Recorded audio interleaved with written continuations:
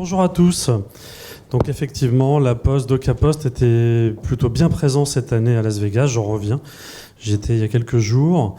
Donc on a pu voir là, avec tous ces exemples, toutes ces analyses de tendance, que finalement tous les objets sont connectés ou presque au CES. Et finalement, c'est assez curieux parce que le sujet qui est derrière, c'est que pour la plupart des gens, ça reste quand même assez abstrait. Alors qu'on l'a vu, c'est très concret, il y a beaucoup d'objets. Très concrètement, qu'est-ce que ça change pour vous dans votre vie quotidienne? C'est très concrètement ce qu'on est venu présenter à l'occasion de ce CES de Las Vegas, avec tout un écosystème. Comment on passe finalement de l'Internet des objets à l'Internet des services de proximité. Et ça, c'est nous, la Poste, finalement, cette notion de service et de service de proximité. Donc cette année, on y allait en force, effectivement, avec un stand 5 fois plus grand que l'année dernière, que vous pouvez voir sur cette photo. Je vous fais la visite. Donc un espace immersif avec des écrans 24K, en fait, 6 écrans 4K pour présenter comment on passe du rêve à la réalité.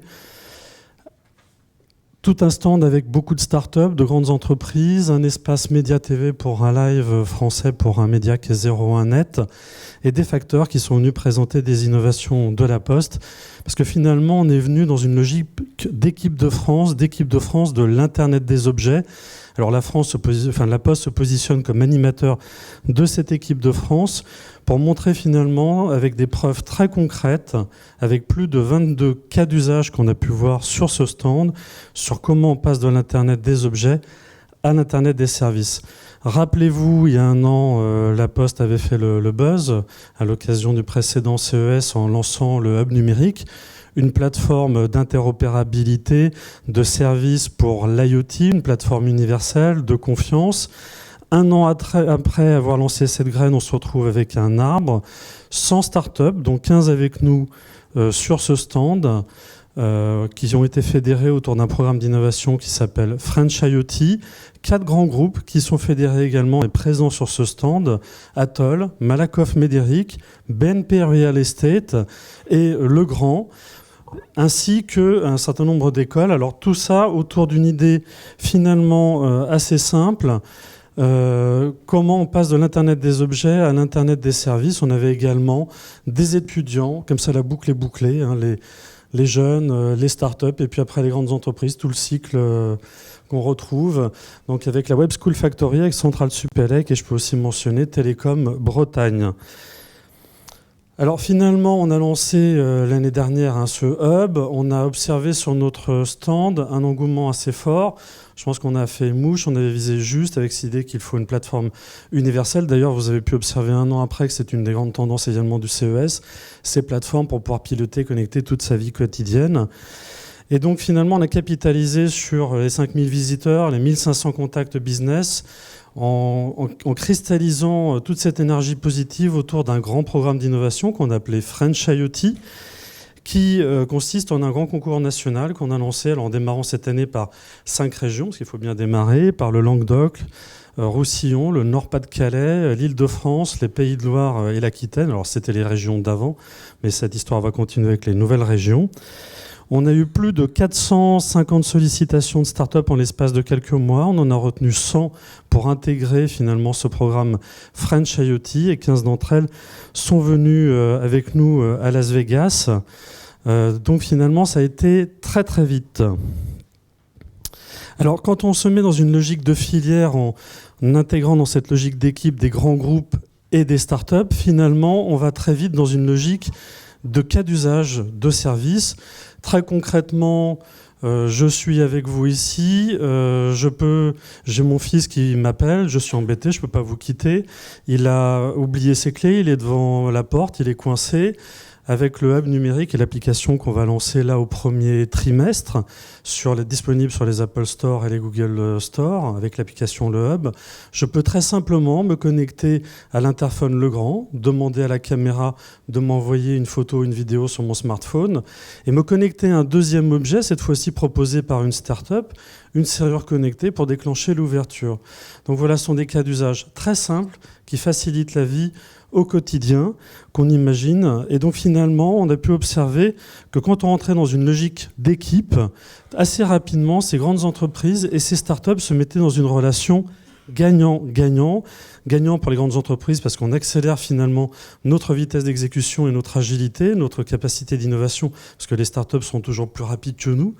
On avance, on le voit au travers de tous ces exemples, mais aussi on est gagnant vis-à-vis de ces startups, puisque finalement on leur donne une capacité à effectivement naître comme pousse, mais finalement grandir plus vite avec l'appui d'un grand groupe pour rayonner au niveau national et au niveau international. Et donc on a commencé à travailler des cas d'usage très rapidement entre grandes entreprises et startups. Un deuxième exemple, donc là on retrouve ici les 15 lauréats, je ne vais pas tous les passer. D'ailleurs vous allez en reconnaître quelques-uns qui ont gagné des prix à Las Vegas ou qui ont été cités précédemment. Je vais vous prendre un deuxième exemple avec Air Serenity, qui est un purificateur d'air proposé par une start-up.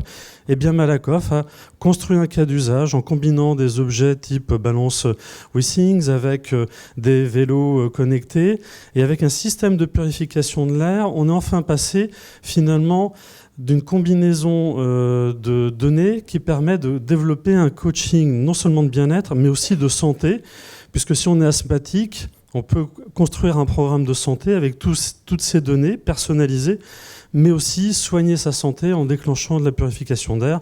Typiquement, si vous avez des problèmes respiratoires, ça peut être assez intéressant. Donc on avait un cas d'usage proposé avec Malakoff sur cette thématique-là. Un autre exemple avec Oxivia, le verre connecté pour les personnes âgées.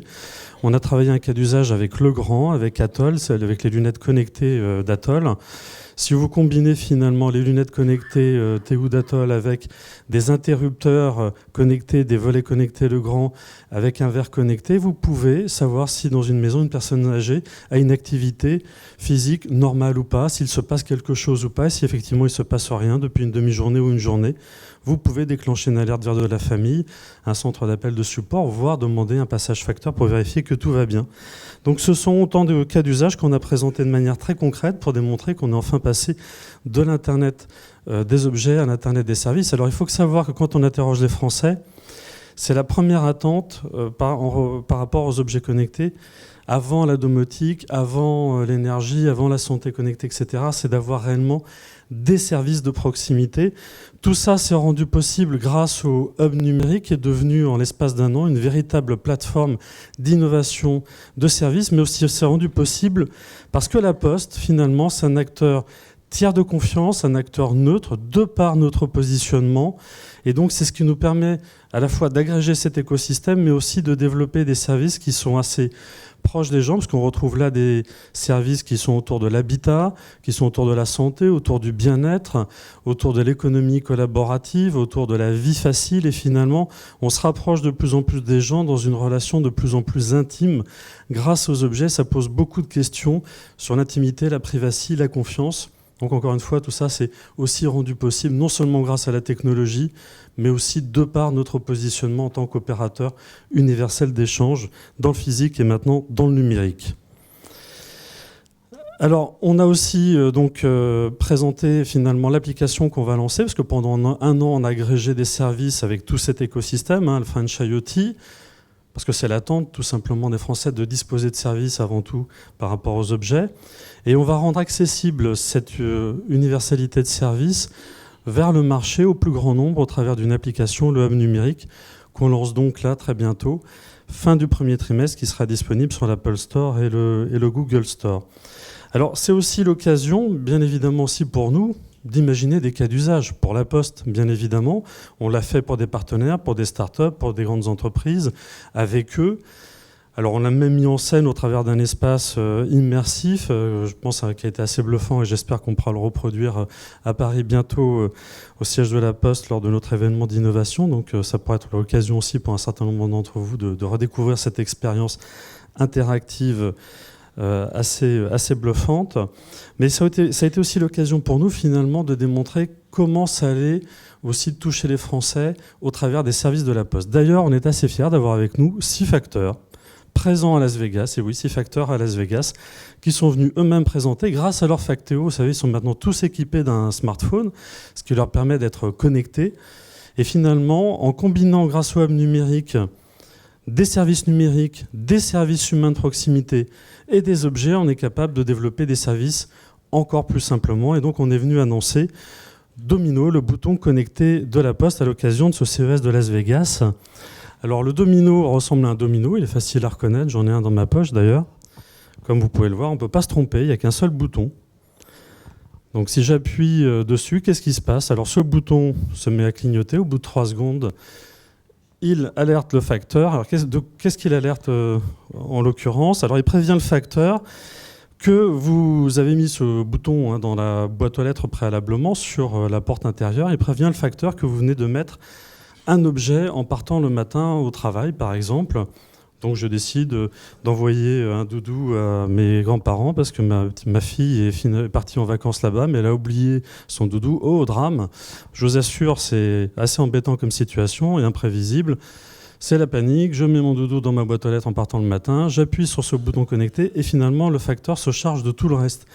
Il récupère l'objet, le met dans un colis pour vous, l'affranchit, met l'adresse et l'envoie finalement. Vous n'avez qu'à cliquer et le facteur s'occupe de tout le reste.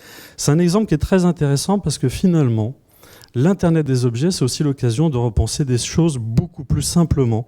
On a vu beaucoup d'exemples qui étaient très high-tech, très sophistiqués, mais là on est vraiment sur un exemple où on a un objet qui permet de repenser encore plus simplement un service qui existe, le colis, que vous connaissez bien, et qui permet finalement d'aller encore plus loin dans cette logique d'hyper-simplification. Un peu, vous savez, comme quand on est passé du web au mobile, on a simplifié ce qui existait sur le web parce que sinon ça ne marchait pas sur le mobile avec un écran plus petit. Et bien avec l'Internet des objets, c'est aussi l'occasion de repenser encore plus simplement des services qui existaient sur le mobile ou sur le web. Et donc là, on a un exemple très concret où comment l'Internet des objets peut devenir l'Internet des services avec la Poste, des services de proximité en combinant humain, numérique, objet pour finalement délivrer encore plus simplement un service qui existe. Alors il sera déployé en test sur quelques régions à la fin du premier trimestre et ensuite étendu à l'ensemble du territoire en fonction de ses retours d'expérience. Et ce qui est intéressant, on l'a observé à multiples occasions lors de ces présentations, c'est que on va aussi pouvoir tester des business models, des modèles économiques. Est-ce que vous allez plutôt préférer un paiement à l'usage parce que vous êtes un utilisateur occasionnel ou bien un paiement d'abonnement parce que vous êtes un super utilisateur du Bon Coin ou d'eBay? Et ça, c'est aussi un des sujets qu'on cherche à explorer dans cette logique d'équipe de France de l'IoT. Au-delà des services, maintenant qu'ils sont posés, et des vecteurs pour pouvoir les déployer à large échelle avec notre application, c'est maintenant aussi quels sont les modèles économiques pour qu'on puisse être dans un modèle pérenne. Donc l'intérêt finalement de cette logique de filière, de cette équipe de France French IoT, c'est de pouvoir prendre des positions tout de suite, de manière assez significative sur le marché, avec ces 100 startups, ces 4 grands groupes, la Poste, nos postiers, nos services postaux, pour finalement prendre et saisir ces opportunités maintenant avant que d'autres les saisissent et finalement construire avec l'équipe de France comment on passe de l'Internet des objets à l'Internet des services, de proximité et en confiance avec la Poste. Merci à vous.